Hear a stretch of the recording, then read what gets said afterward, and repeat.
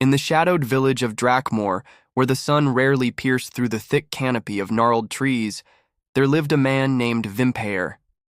He was an enigma to his neighbors, tall, gaunt, with eyes that seemed to glint like wet stones in torchlight. His skin was pale as moonlight, and whispers swirled around him like autumn leaves caught in a storm. Some said he was cursed, others claimed he had made pacts with forces beyond comprehension. But everyone agreed on one thing: Vimpae could not be trusted. Vimpae lived alone at the edge of the village, in a crumbling stone house surrounded by dead earth. No grass grew near it, no birds sang above it. It was as if nature itself recoiled from the place. Yet despite this aura of foreboding, people often found themselves drawn to him when they were desperate, for answers, for cures, or for revenge. And Vimpae always obliged, though his methods were strange, and left those who sought his help uneasy long after their problems had been solved. One fateful evening, young Elira, a weaver's daughter known for her fiery hair and sharp tongue, came knocking on Vimpae's door. Her brother, Joran, had gone missing 3 days prior, and the villagers refused to search for him. They spoke in hushed tones about how Joran had angered old Marrow, the butcher, over a debt unpaid. When Elira confronted Marrow, he only laughed, saying, "Your brother has wandered too far into the woods. Perhaps the shadows took him." Desperate and angry, Elira turned to Vimpae. She hated asking for his help. It felt like swallowing poison, but she had nowhere else to turn. When Vimpae opened the door, his smile was thin and cold. "Ah, little Elira," he said, his voice smooth as silk but laced with something darker. "I've been expecting you." Elira shivered but forced herself to meet his gaze. "Joran is missing. Can you find him?" Vimpae tilted his head, studying her as if she were a puzzle he couldn't quite solve. "Perhaps," he murmured, "but such things come at a cost." "What do you want?" she snapped, folding her arms tightly across her chest. He leaned closer, his breath cool against her face. "A drop of your blood will suffice, for now." Against her better judgment, Elira allowed him to prick her finger with a needle so fine it barely hurt. As her blood welled up, Vimpae caught it on a shard of obsidian he kept hanging from a chain around his neck.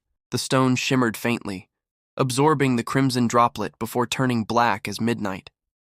"Wait here," he said, closing the door in her face. Hours passed. Elira sat on the steps outside, clutching her cloak tightly around her shoulders. The wind howled through the trees, carrying with it the scent of damp soil and decay. Shadows danced across the ground, shifting unnaturally, as though alive. Finally, just as despair began to claw at her heart, the door creaked open again. Vimpae stood there, holding something wrapped in coarse cloth. He handed it to her without a word. Inside, Elira found a lock of hair, dark brown, unmistakably Joran's, and a small wooden carving of a wolf. "He lives," Vimpae whispered. "For now. But beware, Elira. The forest hungers, and its appetite grows stronger with each passing night." Confused and frightened, Elira fled back to the village. That night, she dreamed of wolves circling her bed, their glowing eyes matching the intensity of Vimpae's stare. Days turned into weeks. Though relieved to know Joran still lived, Elira couldn't shake the feeling that something was wrong. Villagers began vanishing one by one. First old Marrow, then the baker's apprentice, and finally even the mayor's wife. Each disappearance left behind traces, locks of hair, animal carvings, and pools of blood that dried to ash under the morning sun. The remaining villagers grew paranoid, accusing one another of foul play. Whispers spread that Vimpae was behind it all, that he had summoned some ancient evil to feed on their fear and flesh. Led by the mayor, a mob formed, armed with pitchforks and torches, ready to confront the recluse once and for all.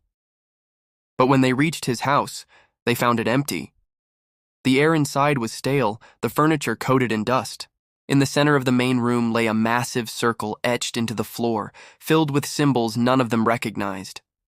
At its heart rested the obsidian shard, now pulsing with a deep red light.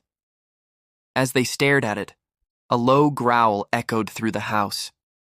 From the shadows emerged shapes, wolves, impossibly large, their eyes burning like embers. Behind them walked Joran, his body twisted and broken, his mouth stretched into a grin too wide for his face. And beside him stood Vimpae, his pale skin gleaming in the flickering torchlight.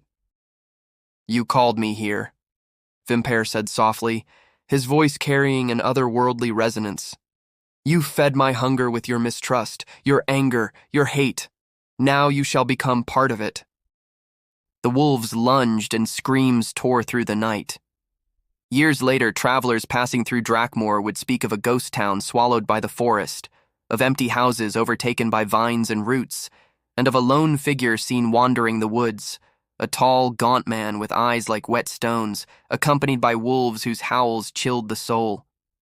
They called him Vimpae, the keeper of shadows. And none dared approach him again.